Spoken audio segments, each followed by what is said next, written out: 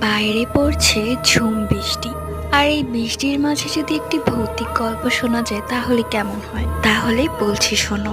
এমনই বৃষ্টির সময় এক লোক কাজ থেকে বাড়ি ফিরছিল। তখন রাত 10টা বাজে। আর গ্রামের 10টা মানেই অনেক রাত। লোকটি বাড়ি থেকে বের হওয়ার সময় আবহাওয়া বেশ ভালো ছিল, যার জন্য লোকটি ভাবতে পারেনি যে বৃষ্টি পড়বে। লোকটির সাথে ছিল একটা টর্চ লাইট। বৃষ্টিতে ভিজে সেটি আর চলছে না, কোনো মতো চাঁদের আলোয় দেখা যাচ্ছে পরিবেশটা। কিছু দূর আসতেই মুর্শিদদের পুকুর পাড়ে কাকে যেন বসে কাঁদতে দেখা যায়। লোকটি একটু কাছে গিয়ে জিজ্ঞেস করে, কে কে কাঁদছে? কিন্তু কোনো শব্দ নেই। লোকটির কথা শুনেই কান্নার আওয়াজটা বন্ধ হয়ে গেল। লোকটি এবার কিছু না বলে নিজের গন্তব্যে হাঁটা শুরু করলো।